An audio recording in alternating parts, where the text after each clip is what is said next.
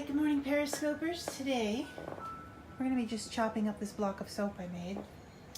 And this is just a practice soap. I've taken a clear recipe that I formulated and altered it and changed it. And so most of the soap that we make, when we either cook it in the crock pot or when it's a cold process, just not cooking it and just mixing it and letting it sit to cure, will come out whatever color you make it, or it will come out naturally a yellow. But you can alter while you're cooking your hot process soap to put some dissolvents like sugar or alcohol into the batter, and it will clear up and become a translucent, kind of a translucent golden. Well, today I've decided to change and play with the recipe to see what other kind of results I can get if I add some of the dissolvents in there. And it looks like with this one, we've gotten a white base. So this would typically be, if you go to the store, if you go to the craft store, and you go to a Michael's Craft and you go into the section and you purchase soap, this would be your melt and pour. And I don't buy the melt and pour because a lot of times there are chemical solvents in there. They're actually not natural products, but we can make our own melt and pour. So we're just going to cut this up and see what it looks like on the inside.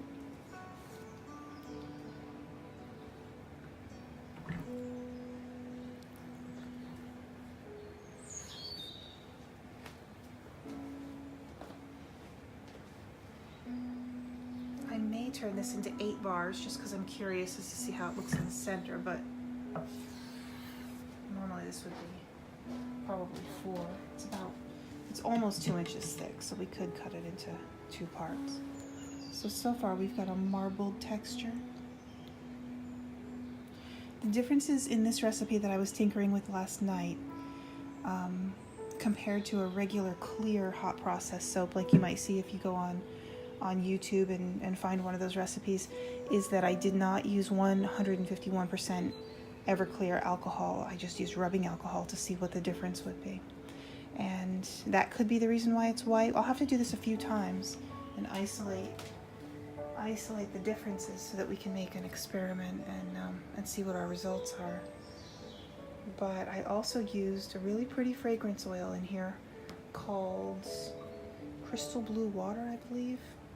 And that also could contribute to making it a white base.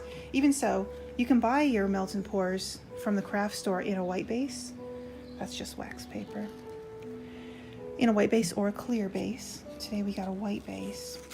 And I haven't found or come across any tutorials or instructions on how to create a white base without putting colorant in it. You could always just put white colorant in it, but so that's why we're tinkering with this recipe.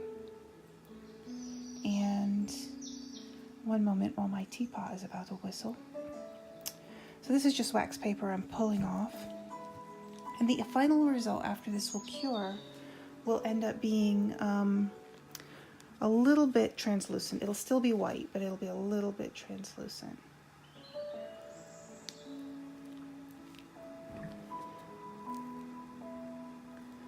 Now these were just seashell embeds, which I'm just cutting through here just to see what they'll end up looking like.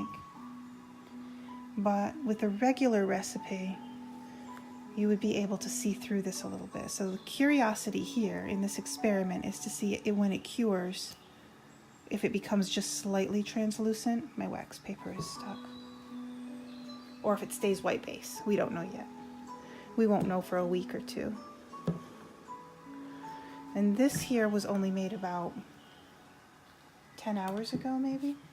And with the hot melt soap, or the hot process soap that we're using for melt and pour, you don't need to let it sit for 24 hours. It hardens up very fast.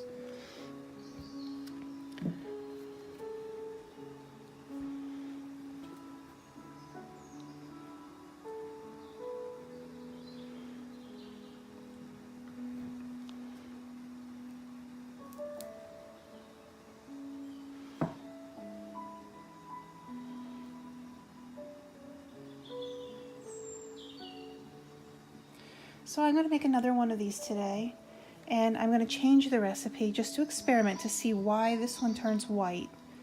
And I think it's possible that it could be the 91% alcohol instead of the 151.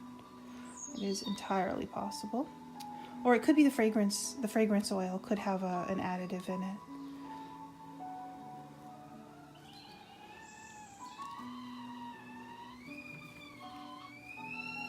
Still awfully sticky.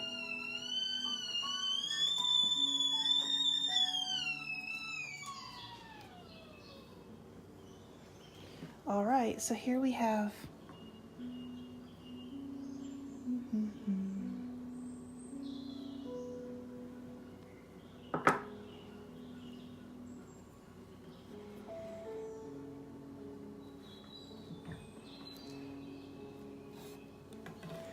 and these bars are a little bit on the small side, or the thin side, because I wasn't making them with cutting them and selling them in mind. So these will just be used at home. And those are more seashells in there. And those were just cold process embeds that I made several weeks ago. And we just use those to see how translucent the soap will end up being. So, we've got one more piece.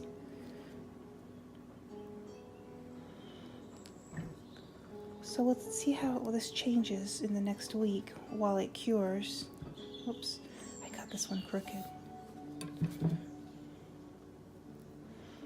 That was a mistake. It's too thick on that side, but that's okay. And then maybe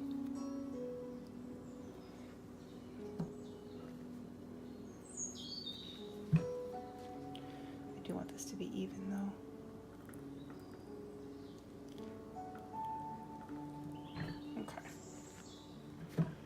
This is so soft still.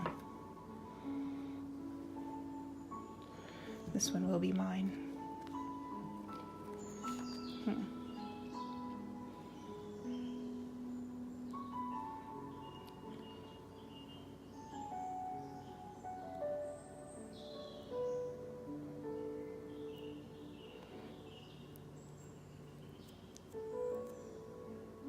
Perhaps that goes like that.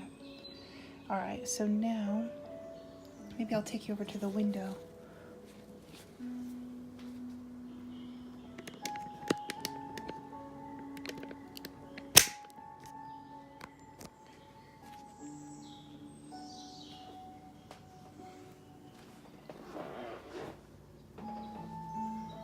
And you can see that it's a little bit translucent. You can see through it.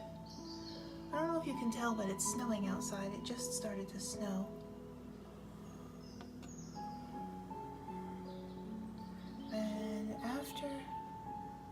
Just a few weeks that might be more clear to see through. All right, so that's my practice soap for today. It's kind of halfway between where I want it to be, so I'm gonna have to try this a few more times and maybe change my recipe for this one, because either I want it to be pure white or translucent see-through, and we're kind of in a halfway place.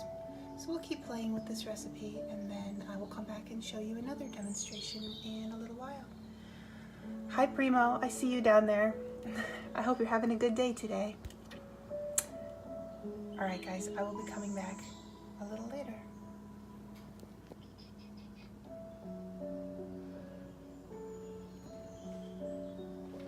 And here we have down here some of the houses and the little reindeer that we made just over the weekend. Well, there's a couple of garden gnomes back there, but I haven't gotten them down right yet. So I'm going to practice with those little guys because their faces are, I'm still working on them.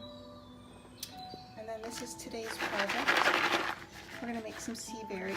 This will be some decorations, some little balls that I made. And some more scraps.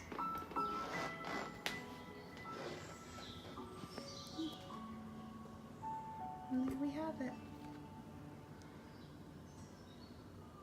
And we'll just set those in the window and we will see what happens next week. Okay, bye.